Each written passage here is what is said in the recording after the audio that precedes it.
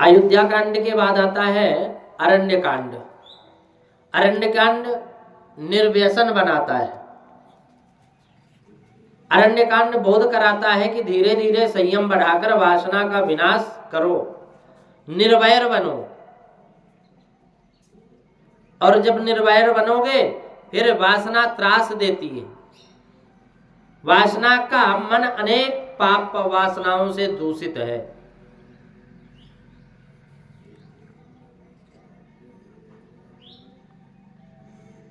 मानव का मन अनेक पाप वासनाओं से दूषित है। वह अधिकतर काम वासनाओं के भोग में ही लगा रहता है। अनेक प्रकार के भय और चिंता से व्याकुल रहता है। मन भय से व्याप्त है, अनेकानेक प्रकार की इच्छाओं से पीड़ित है। मानव को दुख देने वाली अगर कोई है तो यही कामना है। योग वासिष्ठ में एक स्थान पर श्री रामचंद्र जी ने वशिष्ठ ऋषि से कहते हैं कि तरंति मातंग घटा तरंगम रणाम्बुदीये मैते न शूरा।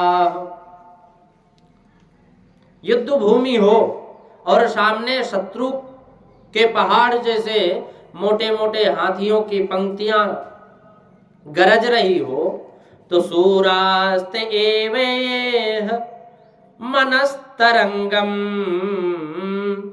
देहेन्द्रियां बोधि इमं तरंती।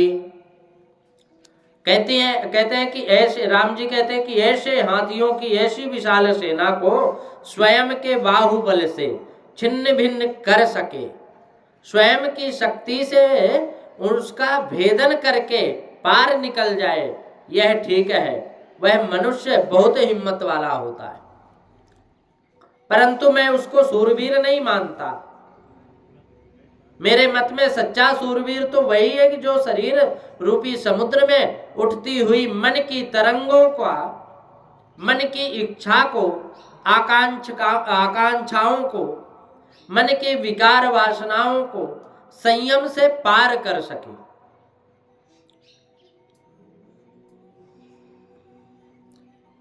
संयम से पार कर सके।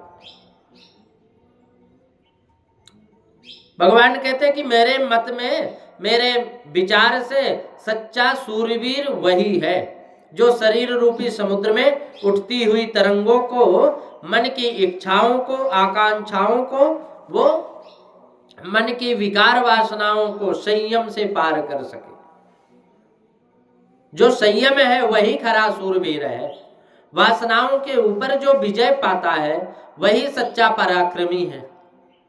वासनाओं का गुलाम बन जाता है वह निर्बल है, वह संसार में हार जाता है। उसके यह लोक और परलोक दोनों बिगड़ते हैं। वासनाओं को संयम से जीतो। क्रोध अहंकार को त्याग करना चाहिए। वासना को चाहे कितना भोग प्राप्त हो, वो कभी तृप्ति नहीं होती। भोग भोगने से वासना बढ़ती है। अग्नि में आहुति जिस प्रकार हम डालेंगे और जितनी आहुति करेंगे घृत की, उतनी वो अग्नि शांत नहीं होगी, बल्कि वो उतना ही वो प्रज्वलित होगी, वो जलती जाएगी और ज्यादा जलेगी। उसी प्रकार भोग भोगने से वासना शांत नहीं होती। हमारे पास एक गाड़ी है, पड़ोसी के पास 2 गाड़ी आ गई तो मन में यही आता है चलो उसके पास 2 आई है, मेरे पास 3 आ जाए। वासना ऐसी भिखारिन है कि वह खिलाने वाले को ही खा जाती है, इसकी तृप्ति होती नहीं। विवेक और संयम से ही वासना शांत होती है। अग्नि में लकड़ी डालो तभी तक वह सुलगेगी, परंतु अग्नि में लकड़ी डालना बंद होते ही अग्नि अपने आप शांत हो जाएगी। इसी प्रकार वासनाओं को भोग परोसते रहोगे तब तक वो पनपती रहती है, और जब भोग देना बंद कर दोगे तो अपने आप शांत हो जाएगी। पूर्व काल में भाजी रोटी में जो शांति मिलती थी, जो आनंद का अनुभव अपने पूर्वज करते थे, वह आज के भांति भांति के मिष्ठानों में और मोटर बगलों में भी वो शांति नहीं देखने को मिलती। कारण जितने सुख की व्यवस्था और भोग विलास की साधन बढ़ता चला जाता है, उतना ही मनुष्य की वासना भी बढ़ती चली जाती है। जीवन में सादगी, संतोष और संयम होगा तो ही शांति और आनंद का अनुभव होगा। सुख भोगने की इच्छा ही दुख है। हम विचार करें, जो चीज हमारे पास नहीं है, हम अब उसके पीछे पड़ गए तो हमारी भूख भी गई और नींद भी गई, दोनों गई। क्यों? क्योंकि हमारे एक ही नशा चढ़ गया, और वो नशा क्या है? कामना का, कि हमारा जब तक ये कार्य पूरा ना हो, हमारे घर में गाड़ी जब तक ना आ जाए, हमारा मकान ना बन जाए, हमारा ये कार्य ना सिद्ध हो जाए, तब तक वो बेचैन रहता है वो आदमी। भगवान तुमको सुख दे तो विवेक से प्रभु स्मरण करते हुए थोड़ा सा सुख भोगो तो बाधा नहीं है। बहुत सुख भोगने से तन आलसी होता है। पंडित जी सुनो, बैठ जाओ इधर बाहर। इनको कुंभकर्ण की पत्नी निद्रा देवी घेर ली। बहुत सुख भोगने से तन आलसी होता है। गाड़ी चलती रहती है ना, तो वो बढ़िया रहती है, और खड़ी कर दी है गाड़ी को तो वो फिर उसमें जाम लगना, जंग लग जाती है, जाम हो जाते हैं, सारे उसके पहिया जाम हो जाएंगी। फिर उसी प्रकार शरीर को जितना दौड़ाओगे उतना ही ये शरीर सही रहेगा, जितना मेहनत करोगे। अभी जो व्यक्ति, जो इंसान बचपन और जवानी में मेहनत कर लिया, बुढ़ापा बहुत अच्छा जाता है। और जो कभी किया ही नहीं, तो धीरे धीरे धीरे वो जवानी में ही उसके बुढ़ापा आ जाता है। आलस्य मनुष्य का सबसे बड़ा शत्रु है।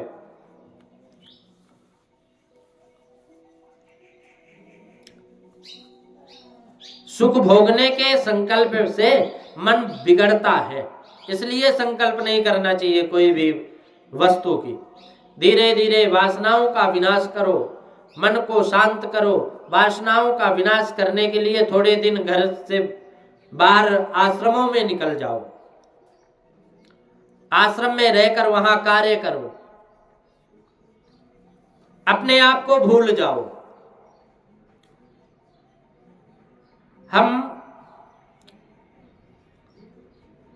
भगवान के हैं, भगवान हमारे हैं।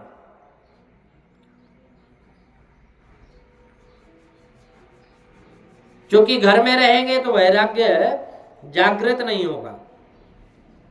गृहस्थ का घर काम भूमि है, इसलिए वैराग्य जागृत नहीं होता। हमारे पूर्व जन्म के किए हुए कर्मों का फल था कि जितने भी संत भगवान हुए, उन संतों के जन्म की कहानी ही एक अलग है। कोई भी जो सच्चा संत है, वैरागी है, और जो बाल्यकाल का साधु है, उसके जन्म की कहानी कुछ अलग रहती है, भिन्न रहती है सामान्य व्यक्ति से। गृहस्थ के घर में काम के परिमाणु फिरते रहते हैं, इसलिए भोग भूमि में भक्ति बराबर होती नहीं। तो भोग भूमि में भक्ति में बाधक है भोग भूमि, इसलिए भोग में प्रतिक्षण आनंद घटता चला जाता है, और जबकि भक्ति में प्रतिक्षण आनंद बढ़ता चला जाता है। जितना भक्ति करोगे उतना ही आनंद आएगा। भक्ति करने के लिए स्थान शुद्ध की बहुत जरूरी है। आवश्यकता है कि स्थान शुद्ध हो, वातावरण शुद्ध हो। स्थानीय वातावरण जब शुद्ध होगा, हम वहां रुकेंगे, भजन करेंगे, तो मन के ऊपर मन भी हमारा शुद्ध होगा और धीरे धीरे हमारा मन भगवान के भजन में लग जाएगा। गृहस्थ के घर में काम के परमाणु भरे हुए हैं, इसी कारण घर में रहकर परमात्मा का सतत ध्यान करना कठिन है।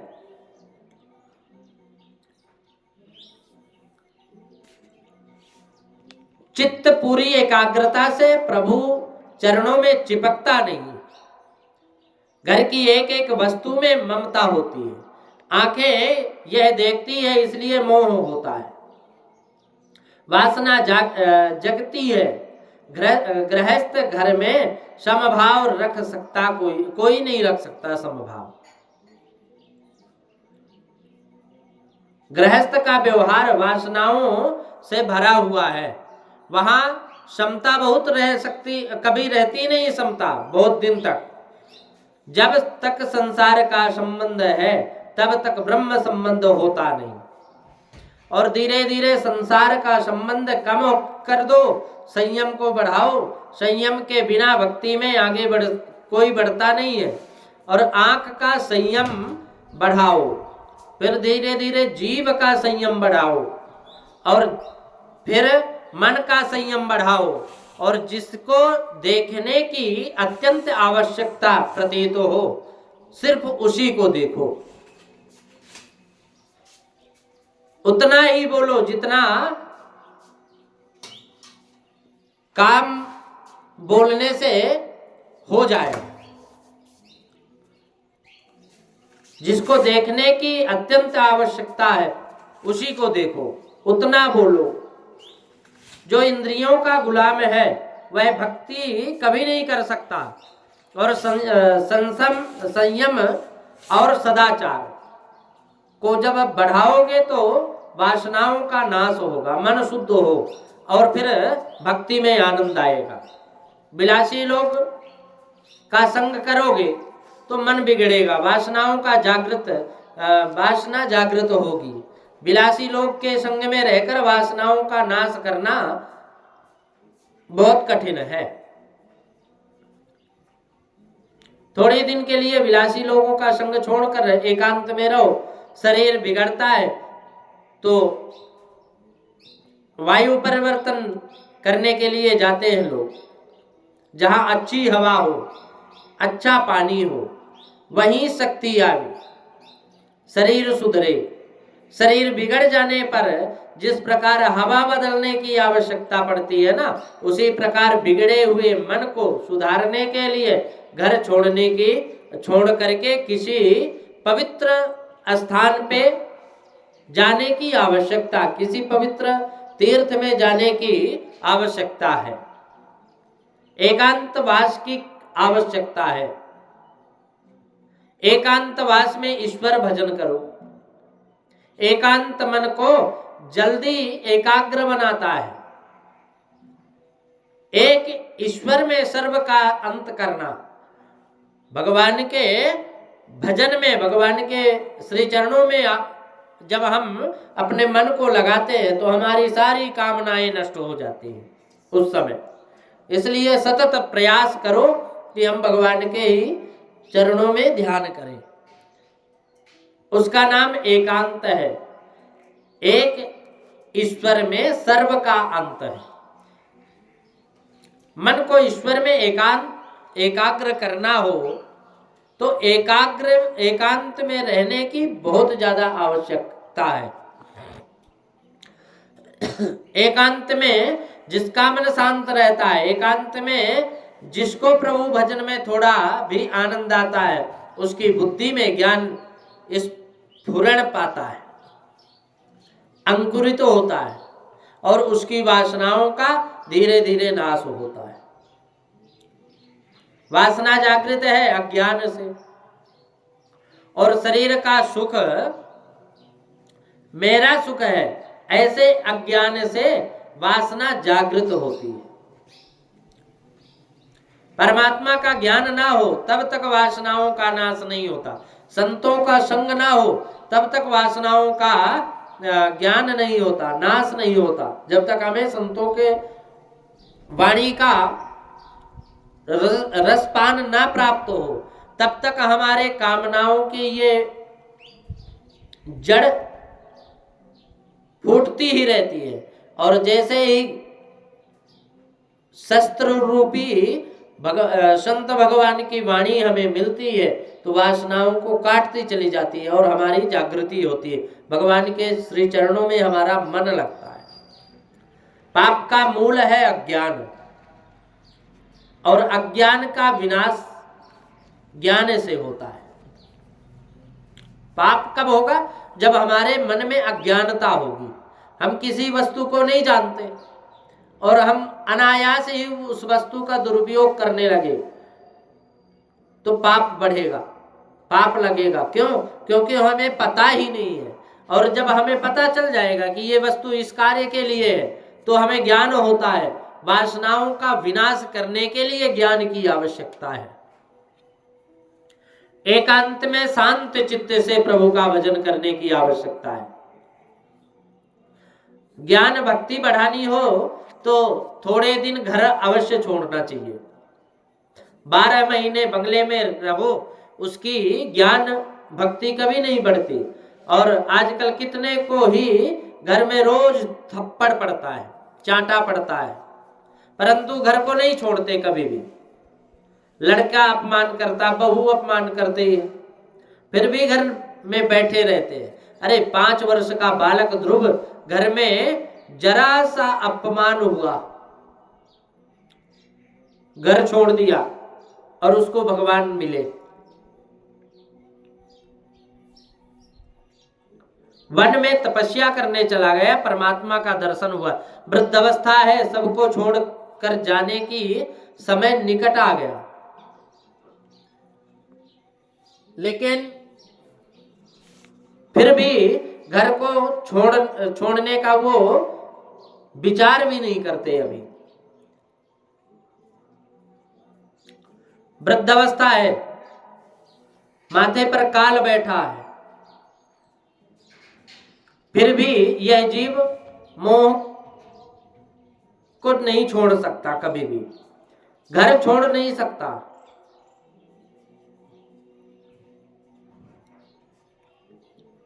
वृद्धावस्था है, भूखी बाघिन की तरह।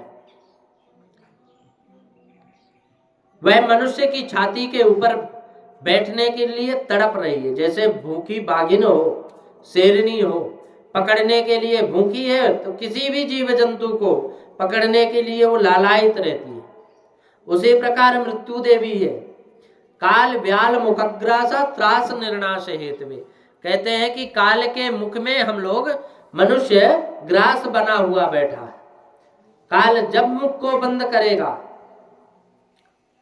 तभी जय सिया राम, चाहे इसको राजा कहो, चाहे महाराज कहो, चाहे मंत्री कहो, नेता, कोई कलेक्टर कहो, कुछ भी कहते रहो, लेकिन कुछ भी नहीं, ये तो फिर गया। काल व्याल मुखग्रासा त्रास निर्णाश हेतवे।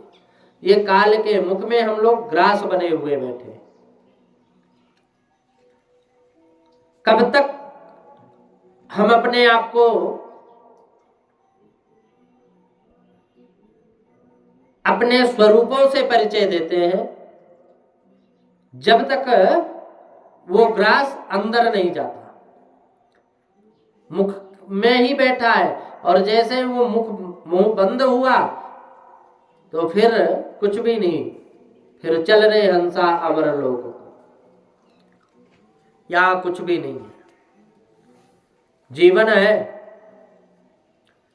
देव दुर्लभ मानव शरीर है, और ये देव दुर्लभ मानव शरीर को प्राप्त करना इतना सरल नहीं था। भगवान अनायास ही इतनी कृपा कर दी कि कलयुग में मानव शरीर, वो भी सनातनीय बना करके हिंदुस्तान में कृपा करके छोड़ दिया। बहते हुए सुंदर निर्मल जल की धाराओं में बैठा दिए भगवान। अब जल पीकर मरना है, पीकर जीना है, या बिना पिए मरना है, प्यासे मरना है, वो इंसान के ऊपर है। अब कोई कहे कि जल है ही नहीं, जल के लिए वो बीच धारा में बैठ करके रो रहा है, प्यास के लिए प्यासा तड़प रहा है, तो उसकी दुर्भाग्यता है।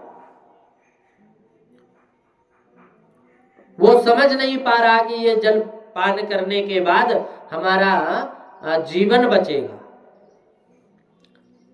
वो सिर्फ चिल्ला रहा, आवाज कर रहा है, रो रहा, तड़प रहा कि जल नहीं मिल रहा, जल नहीं मिल रहा। ठीक उसी प्रकार मानव तड़प रहा है वासनाओं से, लेकिन मुक्ति बैठी है, मुक्ति देखती है। कलयुग में तो इतना साधारण है, भजन मात्र से ही जीव की मुक्ति हो जाती है, लेकिन लोग समझ नहीं पाते। समझते तो हैं लेकिन करना ही नहीं चाहते, माया के बीच में पड़े हुए हैं। तो वृद्धावस्था भूखी बाघिन की तरह है। व्याघ्रीव तिष्ठति जरा परिचर्ययन्ति रोगास्त्र